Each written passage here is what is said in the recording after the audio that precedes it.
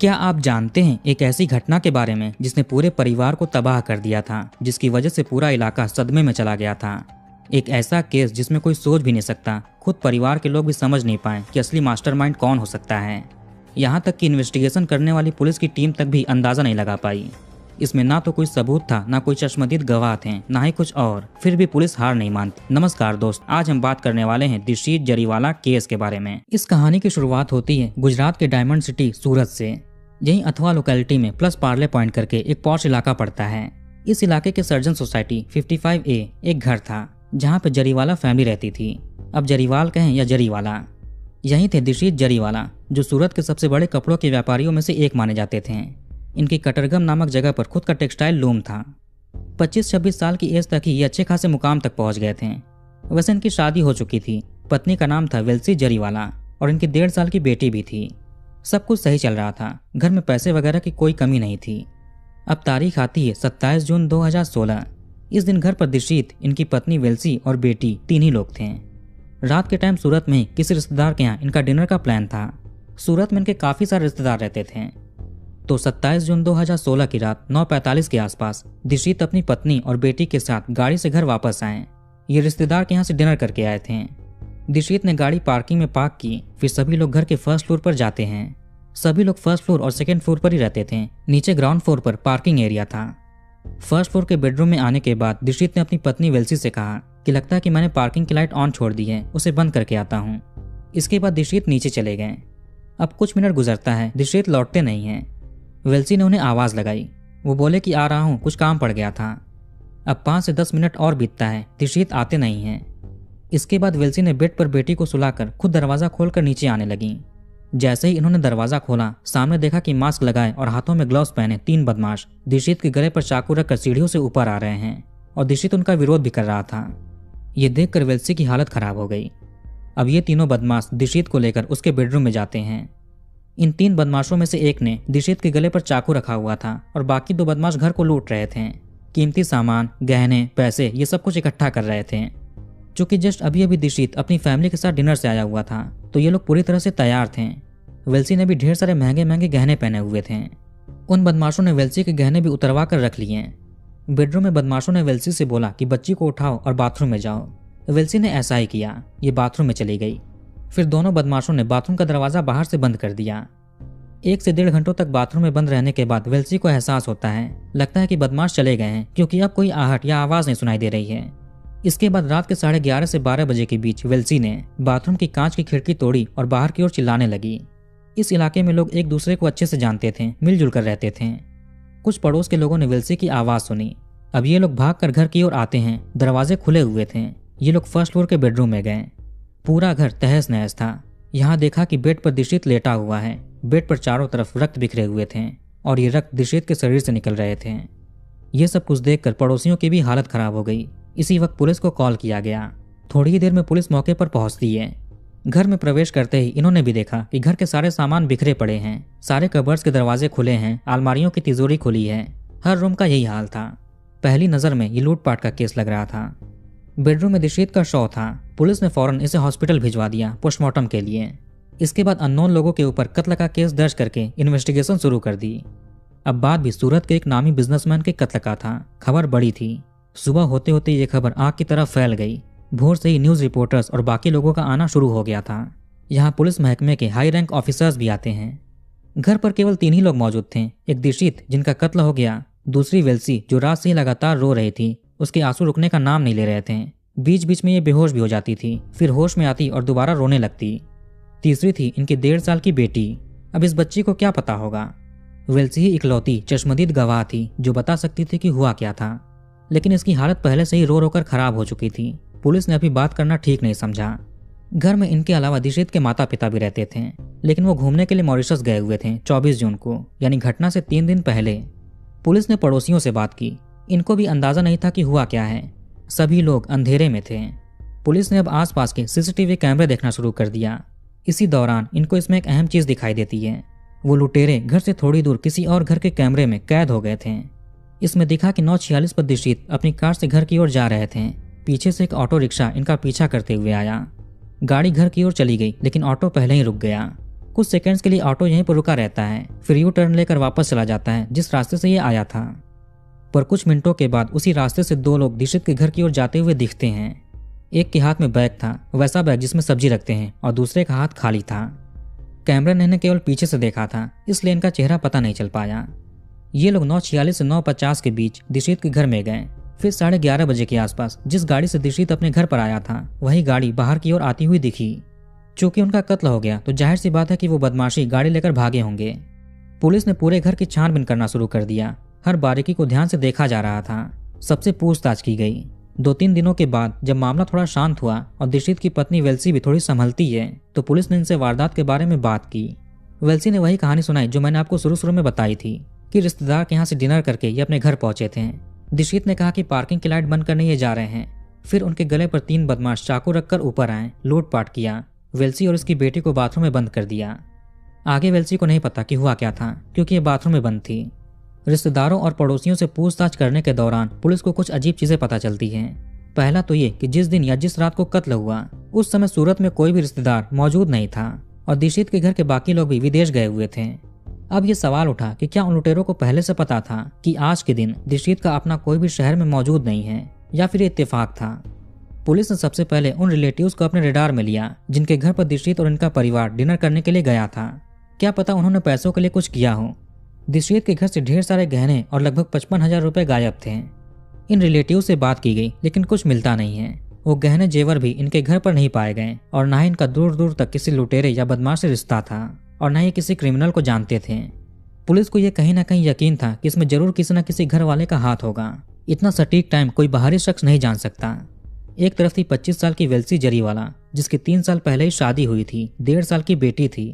एक ही रात में इसकी पूरी जिंदगी तबाह हो गई, ये विधवा बन गई। दूसरी तरफ पुलिस के ऊपर बहुत ज्यादा प्रेशर था। दीक्षित के बाकी रिश्तेदार भी आम लोग नहीं थे, इनके ऊपर तक पहचान थी। ये लोग भी पुलिस के ऊपर प्रेशर बना रहे थे। वहीं मीडिया वाले और बाकी जनता तो थी ही। पुलिस ने घर के नौकरों से लेकर ड्राइवर्स तक, दीक्षित की फैक्ट्री में काम करने वालों से लेकर उसके दोस्तों तक हर किसी से बात की, लेकिन ऐसा कोई नहीं मिला जिनसे दीक्षित की दुश्मनी हो। घर के अंदर आने वाले सभी दरवाजे बिल्कुल सुरक्षित थे, कोई डैमेज नहीं था। फोर्सफुल एंट्री के कोई सबूत नहीं थे, यानी जो लोग भी अंदर आए उनकी आने में किसी घर वाले ने मदद की थी। यह भी था कि अगर किसी की दीक्षित से दुश्मनी हो तो इनकी पत्नी वेल्सी के बयान के आधार पर ये पार्किंग एरिया में गए थे। अगर वो बदमाश चाहते हैं तो उन्हें वहीं पर मारकर भाग जाते हैं, इनके गर्दन पर चाकू रखकर ऊपर नहीं आते। अगर ये लोग ऐसे ही रैंडमली लूटपाट करने के इरादे से आए थे तो इनके अंदर डर भी होना चाहिए था कि घर में और लोग भी हो सकते हैं, पर ऐसा नहीं था। इन्हें अच्छे से पता था कि उस वक्त घर में कौन और कितने लोग थे। यह भी इशारा करता है कि काम अंदर वाले ने किया है, कत्ल करके लूटपाट का शक्ल दे दिया। अगर देखें कि सच में लूटपाट करने के लिए आए थे, फिर दीक्षित का कत्ल क्यों किया और वेल्सी और उसकी बच्ची को क्यों छोड़ दिया, जबकि वेल्सी इनके खिलाफ गवाही भी दे सकती थी। लूटपाट में तो इन्होंने घर के सारे जेवर, वेल्सी के जेवर, गहने सब कुछ लूट लिए थे। वहीं डॉक्टर्स के अनुसार जब इन्होंने हॉस्पिटल में दीक्षित के शव को देखा तो उस वक्त उन्होंने सोने की चेन, कड़ा, अंगूठी, महंगी घड़ी, इनके पैंट में पर्स जिसमें कई सारे एटीएम कार्ड्स, बाकी कीमती चीजें रखी थी। लुटेरे इन चीजों को क्यों नहीं ले गए? ये साबित करता है कि वो लूटपाट के इरादे से नहीं आए थे। दुश्मनी में भी किसी का पता नहीं चल रहा था। 2 दिनों तक तो पुलिस बिल्कुल अंधेरे में ही रहती है। उधर वेल्सी का भी रो रो कर बुरा हाल हो चुका था। पुलिस को भी इस पर दया आने लगी थी कि इतनी सी ही उम्र में इस बेचारे का घर उजड़ गया। पर अब क्या कर सकते हैं? इन्होंने वेल्सी के बयान के आधार पर ही चीजें देखनी वापस से शुरू कर दी। वेल्सी ने कहा था कि दीक्षित पार्किंग एरिया की लाइट ऑफ करने के लिए फर्स्ट फ्लोर से ग्राउंड फ्लोर पर गए थे। पुलिस ने जब इसे वेरीफाई किया तो देखा कि पार्किंग एरिया की स्विच एक फर्स्ट फ्लोर पर भी है, यहाँ से भी ऑन ऑफ कर सकते हैं। लाइट बंद करने के लिए नीचे जाने की जरूरत नहीं पड़ती। फिर दीक्षित नीचे क्यों गए? कहीं वेल्सी झूठ तो नहीं बोल रही है? इसी में पुलिस की नजर एक और चीज पर गई। वेल्सी के अनुसार उस वक्त 3 बदमाश घर पर आए हुए थे, लेकिन जो सीसीटीवी से पता चला उसमें केवल 2 ही बदमाश दिख रहे थे। इसमें भी वेल्सी ने झूठ बोला। वेल्सी के अनुसार वो बदमाश दीक्षित को नीचे से मारते पीटते हाथापाई करते हुए ऊपर लेकर आ रहे थे, फिर गले पर चाकू रख दिया। दीक्षित चश्मा लगाता था। जिस तरह का सीन वेल्सी ने एक्सप्लेन किया उस हिसाब से दीक्षित का चश्मा ग्राउंड फ्लोर पर या सीढ़ियों पर या कहीं और गिर जाना चाहिए था। लेकिन जब पुलिस स्पॉट पर पहुंची थी और देखा था तो वहां पर दीक्षित ने चश्मे पहने हुए थे। अगर एक पल के लिए मान लें कि अगर लुटेरों को किसी दूसरे जानकार ने भेजा था तो उसने दीक्षित को इतनी बेरहमी से क्यों मारा? पोस्टमार्टम के हिसाब से दीक्षित के सर और उसके कमर के बीच कुल 8 बार चाकू से वार किए गए थे। गले पर भी चाकू चलाए गए थे। इतनी गहरी दुश्मनी अगर दीक्षित से थी तो उसकी पत्नी भी वहीं मौजूद थी। वेल्सी के अनुसार इसे और इसकी बेटी को बदमाशों ने बाथरूम में बंद कर दिया था। आस पड़ोस के लोगों ने भी कोई हलचल या आवाज नहीं सुनी थी। यह भी एक सबूत था कि वो बदमाश घर के अंदर आसानी से घुसे थे, न कि जोर जबरदस्ती। पुलिस भी सोच नहीं सकती थी कि इनका शक उस महिला पर आएगा जो पिछले 2 दिनों से बेतहाशा रो रही है, जो 25 साल की उम्र में ही विधवा हो गई। तफ्तीश के 60 घंटों के अंदर दिशीत की पत्नी वेल्सी पर पुलिस का शक आ जाता है। इन्हें पुलिस स्टेशन बुलाकर अच्छे से पूछताछ की जाती है। शुरुआती समय में वेल्सी ने सारे इल्जामों से मना कर दिया कि ऐसा कुछ भी नहीं था, बल्कि ये ऐसा क्यों करेगी, अभी 1.5 साल की बच्ची है, घर में सब कुछ ठीक चल रहा था, कभी पति से लड़ाई झगड़ा नहीं हुआ, ना ही सास ससुर से कोई विवाद हुआ, पुलिस को गलतफहमी हो रही है। वैसे भी वेल्सी को ही टारगेट करके पुलिस ने इन्वेस्टिगेशन नहीं किया था। कड़ी से कड़ी जुड़ने पर ही वेल्सी शक के घेरे में आई थी। इसके बाद पुलिस इसे सब कुछ बताती है जो भी इन्हें इन्वेस्टिगेशन में पता चला था। कुछ ही घंटों के अंदर ही वेल्सी टूट गई। इसने मान लिया कि वो कत्ल इसने ही करवाया है। वेल्सी के जानने वाले जितने भी लोग थे, चाहे वो इसके ससुराल के लोग हों या मायके के, किसी को भी यकीन नहीं हो रहा था कि वेल्सी ने ही अपने पति का कत्ल करवाया है। पहले तो वेल्सी पुलिस को बताती है कि कत्ल कैसे कैसे हुआ था, कैसे कैसे क्या चीजें हुई थी। 27 जून 2016 की रात रिश्तेदार के यहाँ से घर आने के बाद दिशीत, वेल्सी और उसकी 1.5 साल की बेटी तीनों फर्स्ट फ्लोर पर जाते हैं। अंदर आने के बाद वेल्सी ने बच्ची को दिशीत की गोद में थमा दिया और बोले कि आप चलिए, मैं दरवाजा बंद करके आती हूँ। इसके बाद दिशीत बेडरूम में चले गए बेटी को सुलाने के लिए। इधर वेल्सी ने दरवाजे को भिड़का दिया था, लॉक नहीं किया। सीसीटीवी के अनुसार 9:46 के आसपास दिशीत अपनी फैमिली के साथ घर पहुंचे थे। 9:48 के आसपास 2 बदमाश घर में आए। चुपचाप ये सीधे बेडरूम में जाते हैं। वेल्सी के सामने ही इन्होंने दिशीत पर हमला कर दिया। ये पूरी तैयारी के साथ आए हुए थे। इनके हाथों में ग्लव्स था, मास्क पहने थे, बैग में मिर्ची का पाउडर भी था।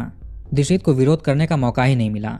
वेल्सी ने अपनी गोद में बेटी को लिए पति को मरते हुए देख रही थी। आखिर इसकी अपने पति से ऐसी कौन सी दुश्मनी थी कि ये इतनी निर्दयी हो गई। खैर, कत्ल करने के बाद इसने अपने सारे गहने बदमाशों को उतार कर दे दिए। घर के सभी लॉकर्स के गहने और बाकी पैसे भी दे दिए। पूरे घर को तहस नहस करने में मदद की। ये सारी चीजें पुलिस को गुमराह करने के लिए किया जा रहा था ताकि लूटपाट का केस लगे। पर वेल्सी ने दिशीत के पहने हुए गहने उतारने भूल गई थी। घर की हालत बिगाड़ने के बाद वेल्सी ने अपने पति की कार की चाबी बदमाशों को दे दी। इसके बाद ये बाथरूम में जाकर उन बदमाशों से कहा कि दरवाजा बाहर से बंद कर दो। फिर बदमाश दिशीत की गाड़ी से 11:30 बजे के आसपास भाग जाते हैं। आगे पुलिस ने दिशीत की गाड़ी डुमास रोड से बरामद कर ली। वो बदमाश गाड़ी को यहीं छोड़कर फरार हो गए थे। चूंकि कई दिनों से गाड़ी रोड पर लावारिस हालत में पड़ी हुई थी, तो किसी ने पुलिस को इन्फॉर्म कर दिया। फिर रजिस्ट्रेशन नंबर से गाड़ी के मालिक के बारे में पता चला। वेल्सी की बदौलत 1-2 दिनों के अंदर ही वो बदमाश भी पकड़े जाते हैं। इसमें जो मेन था वो था सुकेतु मोदी उर्फ सनी, और दूसरा इसका खुद का ड्राइवर था धीरेन्द्र सिंह चौहान। आखिर इन दोनों बदमाशों में और वेल्सी में ऐसा क्या संबंध था कि इन तीनों ने मिलकर दिशीत का कत्ल कर दिया। इनकी कहानी शुरू होती है वेल्सी और दिशीत की शादी के पहले से। वेल्सी और सुकेतु शादी के पहले से ही एक दूसरे से बहुत प्यार करते थे, पर इनकी शादी नहीं हो सकती थी। इसकी वजह थी दोनों ही दूर के रिश्तेदार थे, एक तरह से ये कजन्स थे। चूंकि इनकी रिश्तेदारी एक ही थी तो शादी करना पॉसिबल नहीं था। फिर भी इन्होंने अपने अपने घर पर बात की, लेकिन घर वाले नहीं मानते हैं। आगे जब वेल्सी के परिवार को लगा कि कहीं बेटी भाग न जाए, इसलिए इन्होंने फटाफट दिशीत नाम के लड़के से जनवरी 2013 में शादी करवा दी। शादी काफी धूमधाम से हुआ। वेल्सी के परिवार को लगा कि नए रिश्तों के जुड़ने से वेल्सी पुराने रिश्तों को भूल जाएगी। काफी हद तक ऐसा होता भी है। धीरे धीरे वेल्सी अपने पुराने प्यार को शादी के बाद भूलने लगी। सब कुछ ठीक था। दिशीत अपनी पत्नी से बहुत प्यार करता था। समय के साथ इन्हें एक बेटी भी हो गई। घर गृहस्थी भी वेल्सी अच्छे से संभाल रही थी। धीरे धीरे शादी को 2 से ढाई साल हो गए। 2016 के शुरुआती महीनों में वेल्सी और सुकेतु किसी फैमिली फंक्शन के दौरान वापस से मिलते हैं। चूंकि दोनों की ही रिश्तेदारी एक ही थी, तो इत्तेफाक से इनकी मुलाकात हो गई। अब इनमें वापस से वो पुराना प्यार जाग गया। वैसे वेल्सी की शादी के बाद सुकेतु की भी शादी उसके घर वालों ने करा दी थी, पर सुकेतु और उसकी पत्नी के रिश्ते कुछ ठीक नहीं थे। घटना वाले दिन से कुछ दिन पहले भी सुकेतु की पत्नी अपने मायके चली गई थी। तो वेल्सी और सुकेतु घटना के 5 महीने पहले मिलते हैं। पहली मुलाकात हुई। वापस से इनकी पुरानी यादें ताज़ा हो जाती हैं। इन्होंने एक दूसरे के नंबर शेयर किए और व्हाट्सएप पर चैटिंग शुरू कर दी। कॉल्स पर बातें करने लगे। मौका देखकर ये होटल्स में अकेले मिलते भी थे। फिर से ये अपने पुराने रिश्तों में आ गए। वेल्सी ये भी भूल गई कि इसकी शादी हो चुकी है, इसकी एक बेटी है। अब इनमें दोबारा से एक होने की चाह जगती है। अगर वेल्सी चाहती तो दिशीत को डाइवोर्स देकर सुकेतु से शादी कर सकती थी, लेकिन ऐसा करने से समाज में इसकी बदनामी होगी। ऊपर से जो धन दौलत दिशीत का है, जिससे वेल्सी ऐशो आराम कर रही है, वो भी चला जाएगा। वेल्सी को अपना पुराना प्यार सुकेतु भी चाहिए था और अपने पति दिशीत की धन दौलत भी। लेकिन दोनों एक साथ कैसे मिले? इन्होंने बहुत सोचकर तय किया कि दिशीत को रास्ते से हटाना पड़ेगा। ऐसे सांप भी मर जाएगा और लाठी भी नहीं टूटेगी। अब ये लोग प्लानिंग करना, साजिश रचना शुरू कर देते हैं। दीक्षित की मृत्यु के 5 महीने पहले ये मिले थे, इतने में ये सब कुछ हो गया। पहले तो ये तय किया गया कि भाड़े के बदमाशों को बुलाकर कत्ल कराएंगे, लेकिन अगर वो पकड़े गए तो इनका भांडा फूट जाएगा।